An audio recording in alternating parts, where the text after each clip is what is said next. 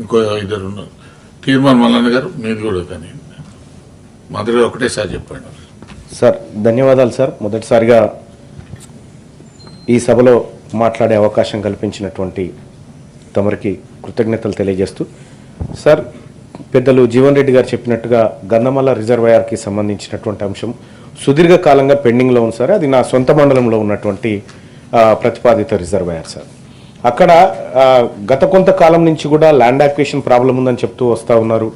దాన్ని 9 టీఎంసీలు, ఆ తర్వాత 4 టీఎంసీలు, ఆ తర్వాత 1.5 టీఎంసీలు ఇట్లా పదే పదే మార్చుకుంటూ వస్తూ ఉన్నారు సార్. దాదాపు 7 సంవత్సరాలు గడిచింది సార్ దానికి సంబంధించిన అగ్రిమెంట్స్ పూర్తయి.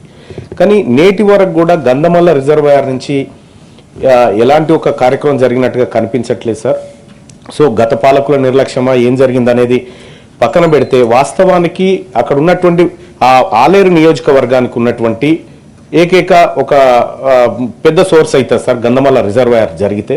సో ఆ గంధమల్ల రిజర్వాయర్ని నిజంగా ఇప్పుడు గత పాలకులు చేసినటువంటి నిర్లక్ష్యాన్ని సరిదిద్దుతూ ప్రస్తుత ప్రభుత్వం, ప్రజాప్రభుత్వం దీన్ని ముందుకు తీసుకుపోయి ల్యాండ్ యాక్విజిషన్ ఇబ్బందులు లేకుండా, ఎందుకంటే ఇప్పటికే మనం ఆ వీరారెడ్డిపల్లి, గంధమల్ల అనేటువంటి అంశాలను కుదించుకుంటూ వస్తూ ఉన్నాం. ల్యాండ్ యాక్విజిషన్ విషయాలు కానీ, టవర్స్ విషయంలో కానీ చాలా కుదించుకుంటూ వస్తూ ఉన్నాం సార్. దాన్ని త్వరితగతిన పూర్తి చేయడం కోసం ఏదైతే మేడిగడ్డ గురించి పెద్దలు జీవన్ రెడ్డి గారు ఎట్లయితే చెప్పినారో, సేమ్ గంధమల్ల రిజర్వాయర్ కూడా ఈ ఇంకేమైనా అలొకేషన్స్ ఉంటే కూడా ఈ బడ్జెట్లో కేటాయించాలని తమ ద్వారా మంత్రి గారికి విజ్ఞప్తి చేస్తున్నాను సార్. నర్సిరెడ్డి గారు.